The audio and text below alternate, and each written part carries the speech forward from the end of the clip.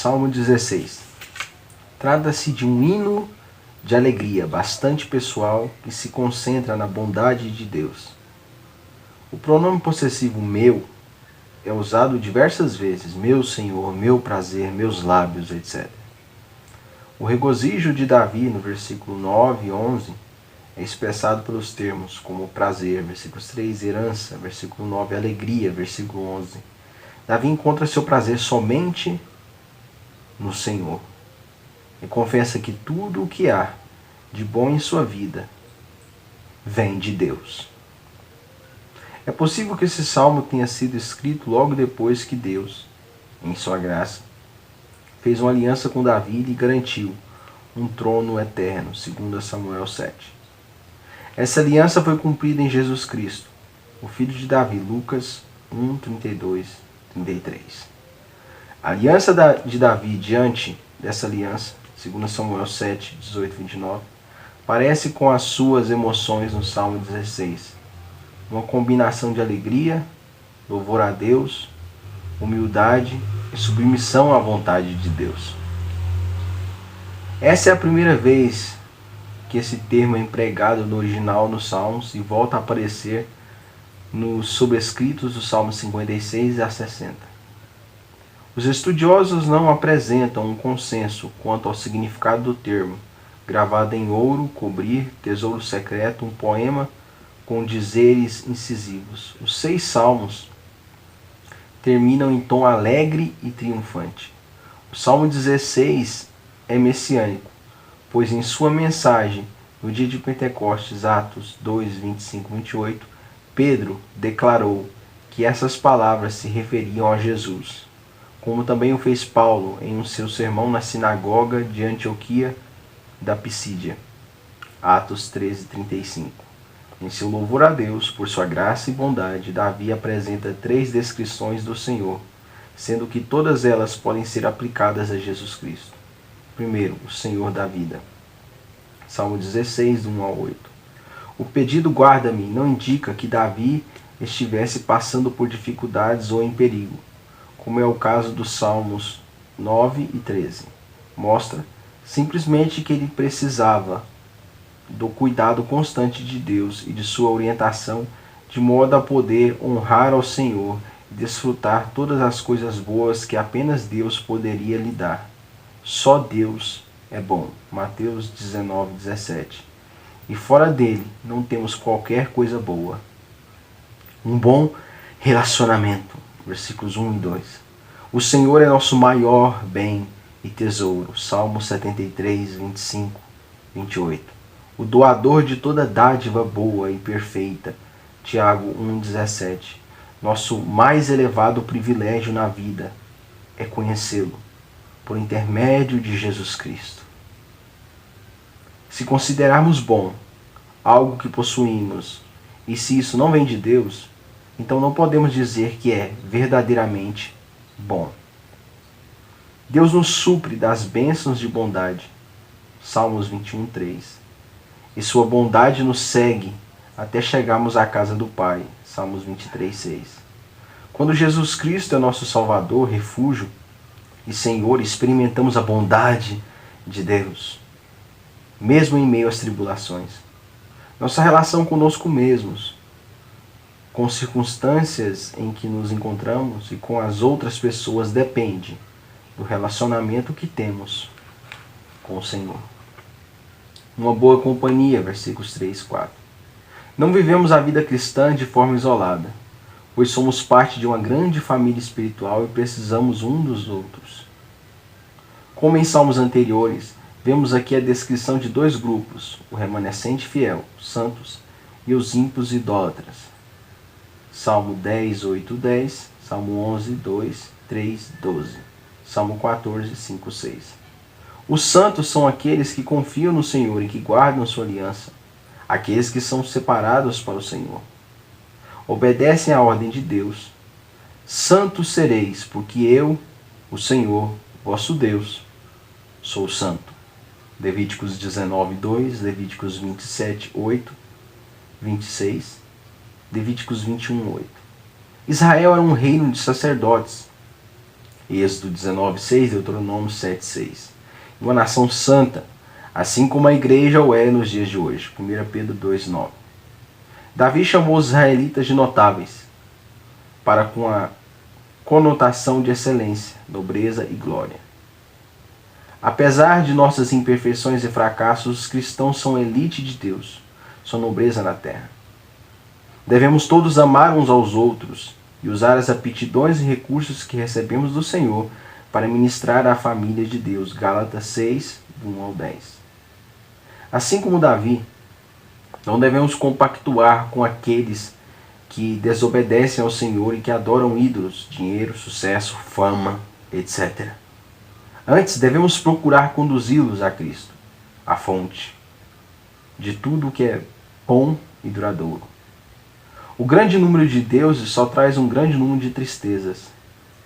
Davi nem sequer deseja citar o nome dos falsos deuses, dos israelitas que abandonaram a aliança. Êxodo 23:13, Josué 23:7. Não devemos nos isolar, pois o Senhor nos deixou neste mundo para sermos sal e luz, porém, devemos cuidar para não sermos contaminados pelos seus pecados. Tiago 1:27, Tiago 4:4, Romanos 12:2. Nenhuma igreja é perfeita, pois nenhum cristão é perfeito. Mas ainda assim, devemos dar graças pelo povo de Deus e procurar encorajá-lo de todas as formas possíveis. Uma boa mordomia, versículos 5-6. Depois que Israel conquistou a terra prometida, cada uma das tribos, exceto a de Levi, recebeu uma herança. Josué 13:21. Pelo fato de servirem no santuário e de comerem dos sacrifícios sagrados, o Senhor era a herança dos sacerdotes levitas. Números 18, 20 e 32, Deuteronômio 10, 8, 9, Deuteronômio 14, 27 e 29, Josué 13, 14, 23. E Davi considera-se parte desse grupo privilegiado. O Senhor é a porção da minha herança e o meu cálice. Versículo 5. Possuir grande riqueza e não ter o Senhor. Possuir grande riqueza e não ter o Senhor é, na verdade, a mais absoluta pobreza. Lucas 12, 13 e 21. Desfrutar as dádivas e ignorar o doador é, na verdade, a mais absoluta perversidade. Se Jesus é o Senhor de nossa vida, os bens que possuímos e as circunstâncias em que nos encontramos representam a herança que Ele nos dá. As linhas de demarcação determinavam as heranças das tribos, clãs e famílias de Israel. E cada lote individual era dividido por divisas que não deviam ser movidas. Deuteronômio 19, 14, Deuteronômio 27, 17, Provérbios 15, 25, Provérbios 22, 28, Provérbios 23, 10, 11. Davi regozija-se, pois Deus fez as dívidas de sua herança abrangerem lugares agradáveis, de modo que pode declarar: é muito linda a minha herança. Ele deseja ser um bom administrador de tudo que o Senhor lhe deu.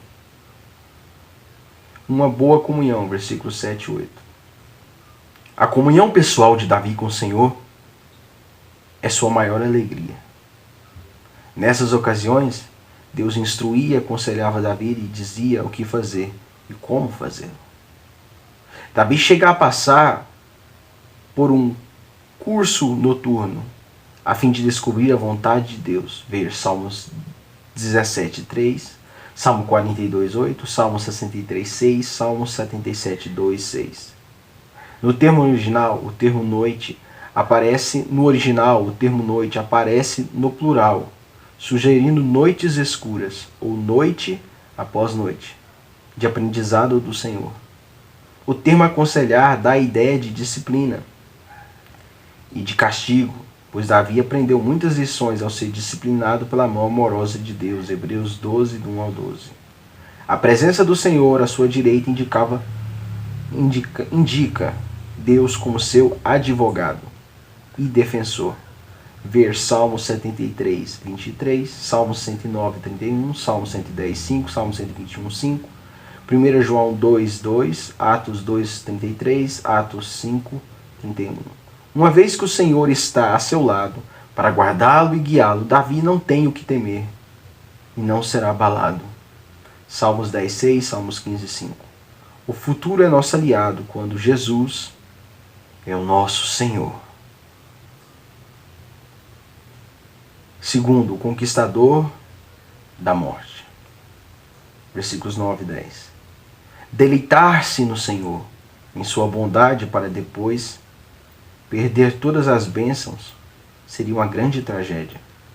Se a nossa esperança em Cristo se limita apenas a esta vida, somos mais infelizes, somos mais miseráveis de todos os homens. 1 Coríntios 15:19. Porém, em sua morte e ressurreição, Jesus conquistou a morte. E pela fé, em Cristo, temos uma viva esperança dentro de nós. 1 Pedro 1:3. Quando Davi escreveu "Até o meu corpo repousará seguro", versículo 9, estava se referindo ao Messias, não a ele próprio. Ao usar esse versículo, Pedro provou que Jesus havia ressurreto dos mortos, pois é evidente que Davi estava morto e seu corpo havia se decomposto em seu túmulo. Atos 2, 22, 31. Porém, Jesus não viu a corrupção. Quando ressuscitou ao terceiro dia, tinha um corpo real, sólido. Era, no entanto, um corpo glorificado, que podia ingerir alimento, Lucas 24, 36, 42, e também aparecer e desaparecer, Lucas 24, 28, 31. Bem como atravessar portas trancadas, João 20, 19, 29. Davi seria capaz de enfrentar a morte com o coração e a alma alegres e repousar no túmulo com esperança, sabendo que, um dia, também teria um corpo novo e glorificado. Paulo usa esse mesmo texto para provar a ressurreição de Cristo. Atos 13, 26, 39. A revelação plena da morte e da ressurreição ainda não havia sido apresentada no Antigo Testamento, apesar de certa alusão a ela em versículos como Salmo 17, 15 e Salmo 73, 24, 26. Mas por intermédio de Jesus Cristo, Deus trouxe à luz a vida e a imortalidade mediante o Evangelho. 2 Timóteo 1, 10. Terceiro, a alegria da eternidade. Salmo 16, 11. O conhecido filósofo e professor de Harvard, Alfred North Whitehead, disse certa vez a um amigo: com respeito à teologia cristã, pode imaginar a ideia mais pavorosamente absurda do que o conceito cristão de céu? Porém, o mais importante no céu não são as portas de pérolas, as ruas de ouro, nem mesmo os anjos e santos gloriosos. A principal glória e alegria do céu é Jesus Cristo. Apocalipse 4 e 5. Capítulo 4, capítulo 5. O caminho da vida que ele nos mostra na terra terminará numa vida ainda mais extraordinária quando entrarmos no céu. Então, estaremos em sua presença e experimentaremos para sempre a mais plena felicidade e prazer. As caricaturas mais ridículas do céu mostram santos vestidos de branco, com auréolas e harpas, repousando sobre pequenas nuvens, mas não encontramos nada parecido na Bíblia. Em nosso corpo glorificado seremos como Jesus Cristo, Filipenses 3, 20 e 21, 1 João 3, 1, 3. E o adoraremos e serviremos para sempre. Os prazeres do céu vão muito além de qualquer prazer que possamos experimentar aqui na terra. E ao desfrutarmos e servirmos ao Senhor, não sofreremos as restrições ou obstruções do tempo, das fraquezas físicas, nem das consequências do pecado. As glórias do céu são tão magníficas que o apóstolo João teve que esquadrinhar a linguagem humana, a fim de encontrar palavras para descrevê-la. Apocalipse, capítulo 21 e capítulo 22. Jesus Cristo é o Senhor da vida. Jesus Cristo é o Senhor de sua vida.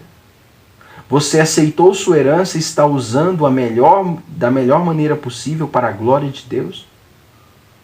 Aguarda com ansiedade o dia que estará com Cristo na glória. Ele é a alegria de sua vida hoje? Se não é, quando você vai preparar para desfrutá-lo? Quando você vai se preparar para desfrutá-lo por toda a eternidade? Quando você vai se preparar para desfrutá-lo por toda a eternidade?